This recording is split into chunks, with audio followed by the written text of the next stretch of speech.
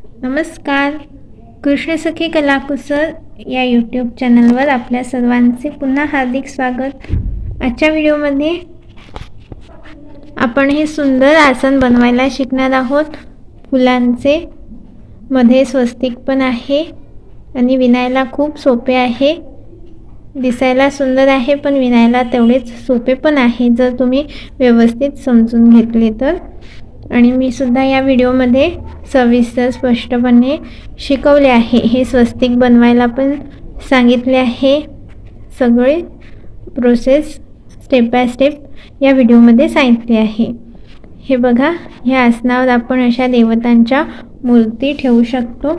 बघा किती सुंदर वाटत आहे. तुम्ही हे तुमच्या पूजेच्या ठिकाणी सजावटीसाठी पण वापरू शकता. यावर समई किंवा दिवा पण ठेवू शकता. तुम्ही तुमच्या आवडीच्या रंगांनी ही फुले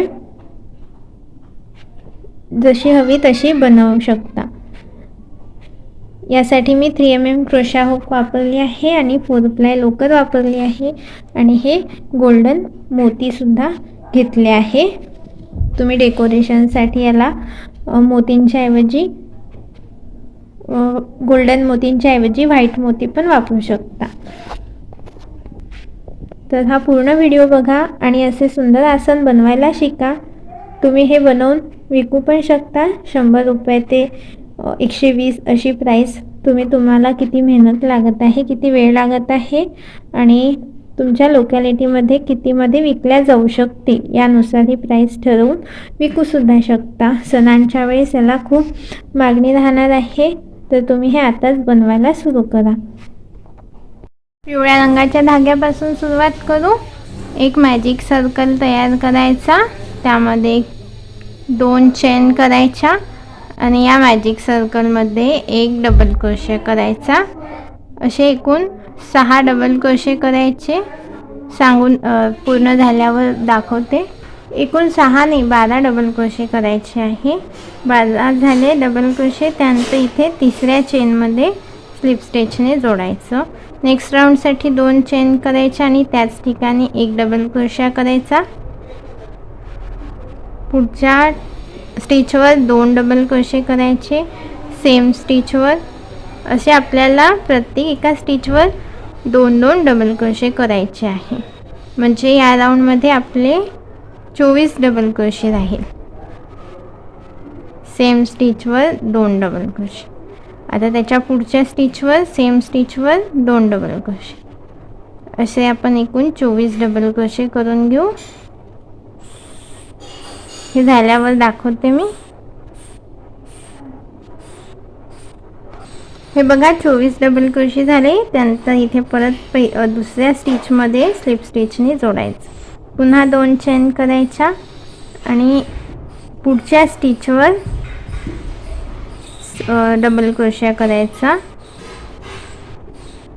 त्यानंतर त्याच ठिकाणी परत एक डबल क्रोशा करायचा. पहिले 2 चेन म्हणजे एक डबल क्रोशा, नंतर हे 2. त्याच्या पुढच्या स्टिचवर एक डबल क्रोशा, त्याच्या पुढच्या स्टिचवर 2 डबल क्रोशे, त्यानंतर एक. असं 1 8 2 असे करत जायचं आहे. एक सोडून एका म्हणजे सोडायचं नाही. एका ह्याच्यात एक डबल क्रोशे आणि दुसऱ्या ह्याच्यात 2 डबल क्रोशे. या पॅटर्नने हा राऊंड पूर्ण करून घेऊ. हे बघा असा राऊंड पूर्ण केला. या राऊंडमध्ये एकूण आपले 36 डबल क्रोशे झाले आहे. आता आपण याला सेकंड चेनमध्ये स्लिप स्टिचने जोडू. परत 2 चेन करायचे. आता त्याच ठिकाणी एक डबल क्रोशा नाही, पुढच्या ठिकाणी एक डबल क्रोशा, त्याच्या पुढच्या ठिकाणी एक डबल क्रोशा, त्याच्या पुढच्या स्टिचवर एक डबल क्रोशिया. हा 2 चेनचा एक झाला. त्यानंतर एक केला. आता याच ठिकाणी 2 डबल क्रोशिया, म्हणजे 2दा एक डबल क्रोशिया केला आहे आणि पुढच्या स्टिचवर सेम स्टिचमध्ये 2 डबल क्रोशे केले आहे. खालच्या ह्याच्यात एक केला होता, आता 2 वेळा केल्या आहे. परत 2 वेळा एक डबल क्रोशिया आणि पुढच्या स्टिचवर सेम स्टिचवर 2 डबल क्रोशे.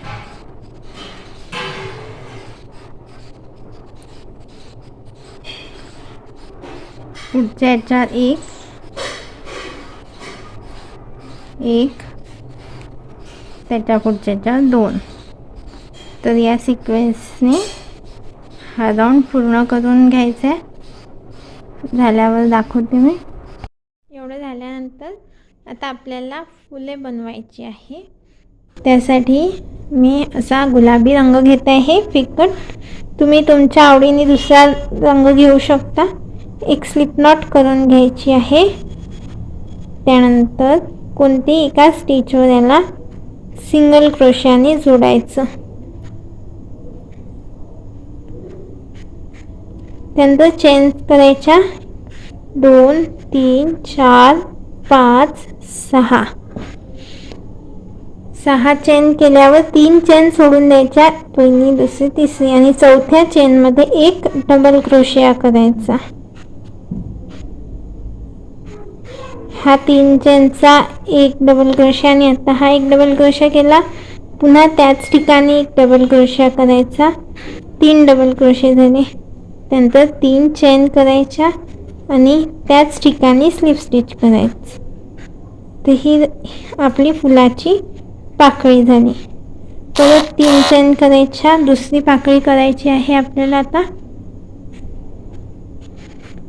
3 चेन झाल्यावर त्याच ठिकाणी एक डबल क्रोशिया करायचा. पुन्हा त्याच ठिकाणी एक डबल क्रोशिया. त्यानंतर 3 चेन आणि तिथे स्लिप स्टिचने जोडायचं. अशा आपल्या ह्या 2 पाकळ्या झाल्या. आता तिसऱ्या पाकळीसाठी पुन्हा 3 चेन करायच्या. 2 डबल क्रोशिया करायचे त्याच ठिकाणी. त्यानंतर 3 चेन 2 3 आणि स्लिप स्टिच. अशा आपल्या 3 पाकळ्या झाल्या. अशा अजून 2 करून घ्यायच्या आहे. 4 झाल्या.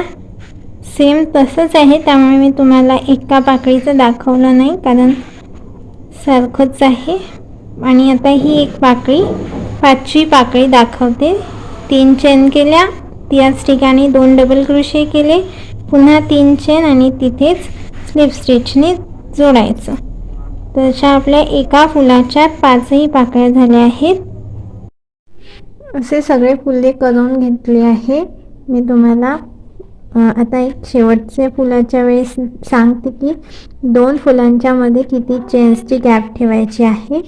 तर एक फुल झाले की 3 चेन करायचे आहे आणि पहिली, दुसरी, तिसरी गॅप म्हणजे 3 स्टिचेसची गॅप सोडून चौथ्या स्टिचमध्ये जोडायचं. आता इथे आपला हा राऊंड पूर्ण झाला आहे. पण जर व्हायचा असता तर इथे पुन्हा असंच फुल केलं असतं. तर असे सगळे फुलं करायचे आहे. मधात 3 चेनच्या गॅप 3 चेनची गॅप ठेवायची आणि 3 स्टिचेस स्किप करायचे आहे. फुलांची पद्धत सारखीच असल्यामुळे मी सगळी फुले करून घेतली आहे. पहिलं जसं फूल आहे तसेच हे सगळे फुलं केले आहे. 3 चेन करायच्या आणि 3 स्टिचेस स्किप करून चौथ्या स्टिचवर सिंगल क्रोशाने जोडायचं.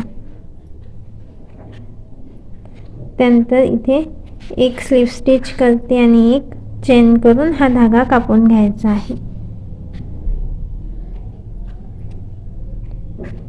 त्यानंतर तुम्ही सजावटीसाठी याला मोती लावू शकता.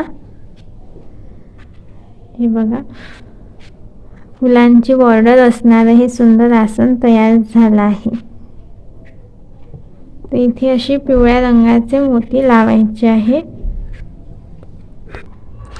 सुईमध्ये धागा घेतला, तो पहिले एका फुलामध्ये टाकायचा. सेंटरमध्ये हे मोती टाकायचे. पिवळ्याच्या ऐवजी पांढरे पण टाकू शकता तुमच्या आवडीनुसार. ते पिवळे टाकत आहे. त्यानंतर हाच धागा इकडे आणायचा. एका फुलात मोती लावल्यावर मग त्याच धाग्याने दुसऱ्या फुलात मोती लावायचा.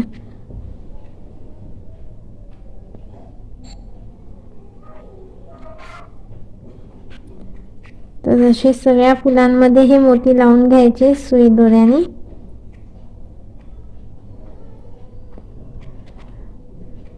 सुंदर दिसत आहे. आणि आपण हे फुले विणताना जे काही धागे राहिले आहे ते हुकच्या सहाय्याने मागे खेचायचे आणि हाईड करायचे, एक्स्ट्रा धागे कापून घ्यायचे, म्हणजे मागून पण दिसायला चांगलं दिसते.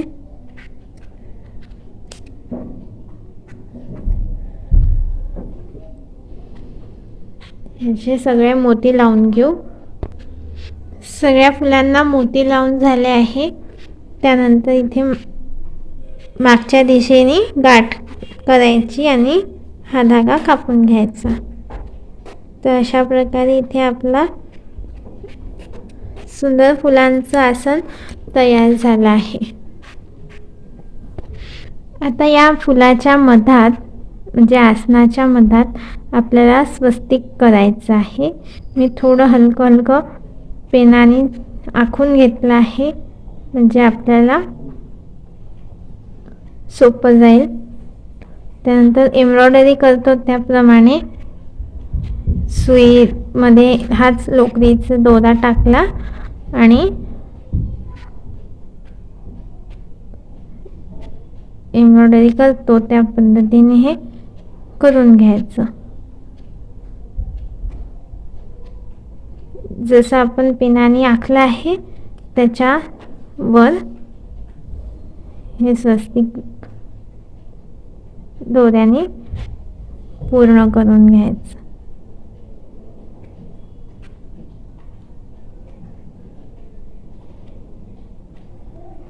अर्ध केलं, त्यानंतर अर्ध याच ठिकाणाहून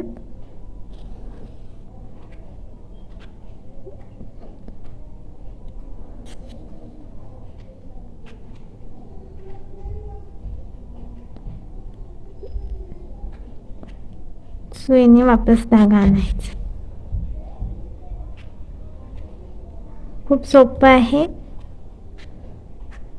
तुम्ही कधीतरी एम्ब्रॉयडरी केलीच असेल ना, तर तसंच आपण हे करत आहे. वेगळं काहीच नाही आहे.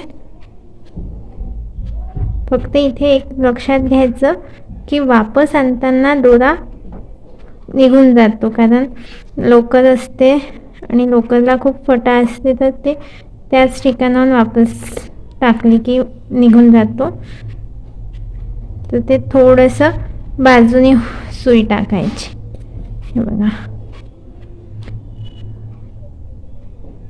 इथे टाकलं, त्यानंतर त्याच्या बाजूने सुई टाकायची, वरती किंवा थोडं खालती, अशा पद्धतीने.